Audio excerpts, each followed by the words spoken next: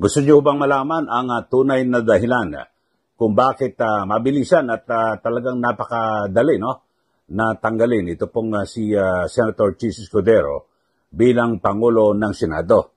Meron po sa akin nagsabi at ang sabi niya, di umano ay ang talagang target ay ito pong si Senator Marcoleta na kung saan ay walang patumangga at walang habas yung kanyang ginagawang investigasyon dito po sa flood control project at tila merong baka may tamaan ng husto. O yun po ang sinasabi. At kaya pala nung binanggit ho sa akin yan ng aking source na gano'n. So, nireview ko ho yung speech ni Senator Chis Escudero nang siya ay bumaba sa pagka-Pangulo ng Senado at marinig nyo sa kanyang speech na ipinagtugma ko mukhang tama nga. O yun ho, iparinig ko speech sa inyo ni Senator Chis Escudero. Pero bago ho dyan, ay mag-subscribe na po kayo sa mga bago lang po sa ating channel at huwag niyo po kalimutan na i-like at i-share.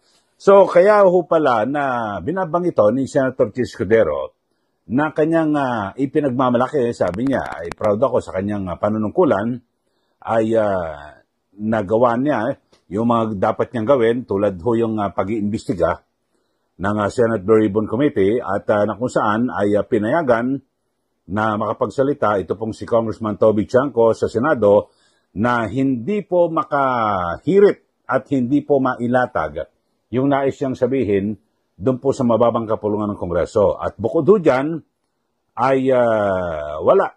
Pinabayaan ho si Senator Marcoleta na magpatuloy at na kung saan, yun nga, naglabas po ng testimonya, ito pong mag-asawang Diskaya. At bukod po sa mga kongresista, 17 kongresista, binanggit din ho sa kanyang affidavit, sinumpaang salaysay, ito pong sina House Speaker Martin Romualdez at Congressman Zaldico. So yan po ay ipinagmamalaki ni Senator Chis Escudero at walang talagang hindi raw kayang banggitin yung mga pangalan ng mga yan. So yun po. Kaya pala ganon. So nung idinugtong ko ho mga kababayan, yung nagsabi sa akin, parang mukhang totoo nga yung ang banggit sa akin. Ito, pakinggan niyo ho muna. Yung speech of pahayag ni Senator Chis Escudero at kung bakit ho niya na yung nagsabi ho sa akin na meron daw ho tumawag na isang malaking tao Talagang yung VIP na pinatitigil daw ho si Senator Marcoleta sa pag-iimbestiga. Dahil siya po ay nangunguna sa Senate Blue Ribbon Committee. Ito, panoorin niyo muna para ipagtatagni ho natin yung ikikwento ko sa inyo. Ito, panoorin niyo muna itong speech ni Senator Chis Escudero matapos yung ilang minuto na pagbaba niya, manumpa po si Senator Tito Soto bilang Senate President, tapos ay bumabaw siya bilang paalam, nagpasalamat po siya sa kanyang mga kasamahan sa Senado, sa kanyang pagiging Senate President noong 19th Congress at 20th Congress. Ito, panoorin niyo ho itong laman ho at yung siniksik ko na ho, yung pinaka, sabihin natin mensahe ni Senator Chis Escudero. Ito ho, panoorin niyo. Ilalim po ng aking panunungkulan at sa pangunguna ni Congressman Rodante Marcoleta, may ilang bagay po tayong nakamit at nagawa. Nakapagsalita na ng bombo kaninang umaga si Congressman Toby Chanco at nabanggit lahat ng nais niyang sabihin hindi nasabi sa kabilang kamera. Nasabi na rin po, Ginoong Pangulo, ang the name that cannot be mentioned, ang pangalan ni Speaker Martin Romualdez at Congressman Zaldico sa pamamagitan ng paghihiring kanina pong hapon. And as a final act earlier, Mr. President, I signed upon the request of Congressman Marcoleta the contempt order of Assistant District Engineer Bryce Hernandez, putting him under detention already here in the Senate. Mr. President, I am proud of what the Senate has accomplished together.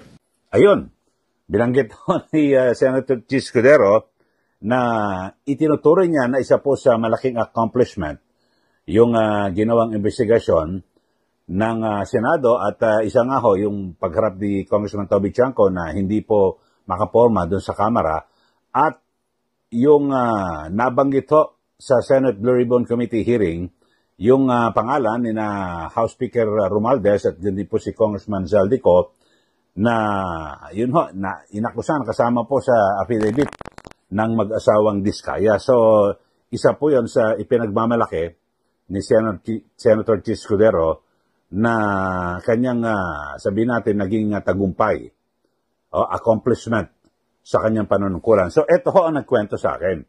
Nung sinasabi na, kasi, lalo na ho yung kasagsagan, kasi hindi pa raw ho buo talaga yung na 15, oh. Actually, 14 kasi, plus Senator Tito Soto. So, hindi pa raw nakakabuo. Pero nung umaga, nung umarangkada na, ito hong yung pagdinig ho ng Senate Blue Ribbon Committee ay tumawag daw ho kay Senator Chis Escudero. O, di umano.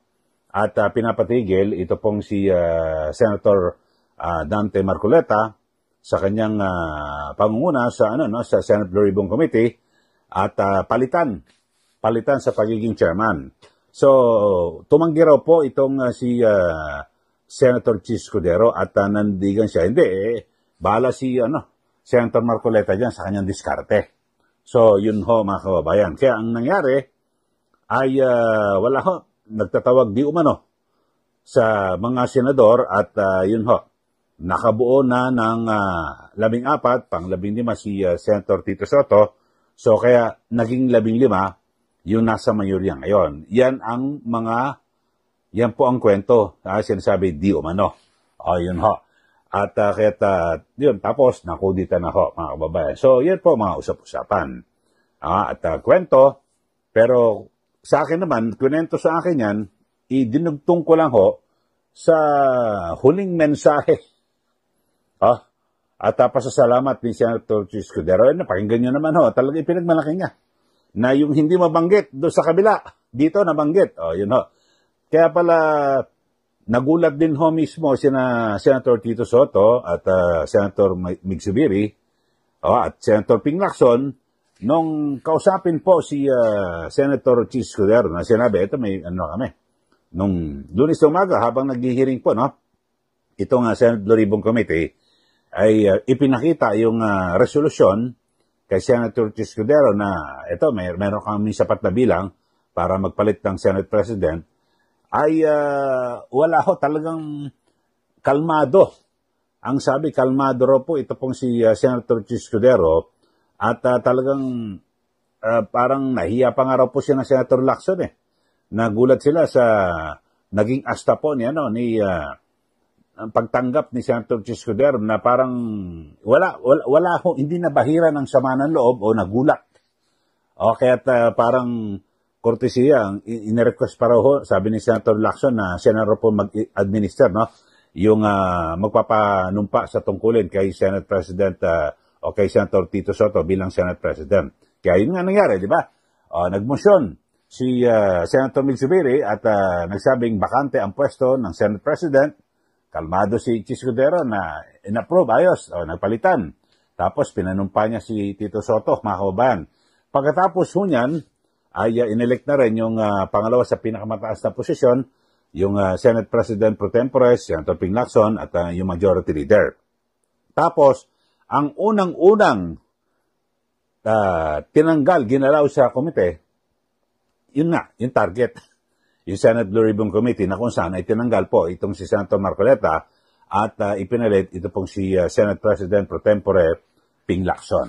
So, yan po ang mga kwento, mga kababayan. At tingnan natin, ako naman, kwento sa akin, tapos naghanap ako ng pwedeng basihan. Nireview ko yung speech ni Chis Escudero, naku, mukhang totoo nga. O yun, hindi raw nagulat So, alam na kasi parang ang banggit raw kay Senator Chis na patigilin mo yan. Kundi, baka mawala ka sa pwesto. O yun nga, nangyari, nawala na. Si Senator Chis Escudero, talaga namang yan po ay veteranong politiko na yan. Naging kongresista, naging governor. Alam niya naman. Kasi alam mo sa Senado, napakabilis na magpalit. Kuminsan, mga isang taon, wala pa isang taon. O depende ho sa kagustuhan ng mayorya. Di po ba? At kung sino man o may sabihin natin may maniobra, basta 13 lang ho Okay na kasi hindi katulad po sa mababang kapulungan ng Kongreso, 300 do sila, napakarami mong kakausapin. Dito ho sa Senado, sandali lang ho.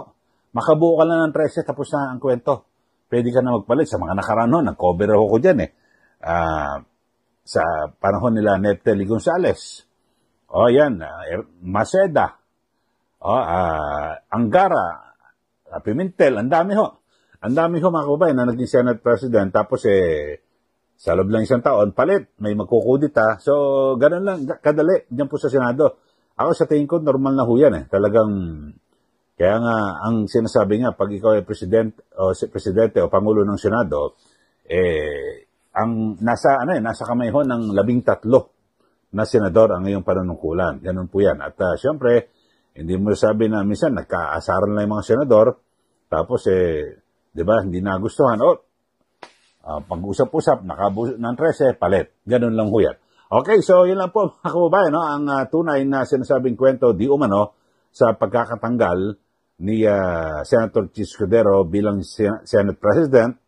At kayo, ano ho bang maibibigay niyong komentaryo dito po sa atin? At tama ho ba yun, yung ganung kwento na meron daw di umanong ma-impluensya na tao na tumawag kay Senator Chis Escudero, patigilin mo yan si Marcoleta.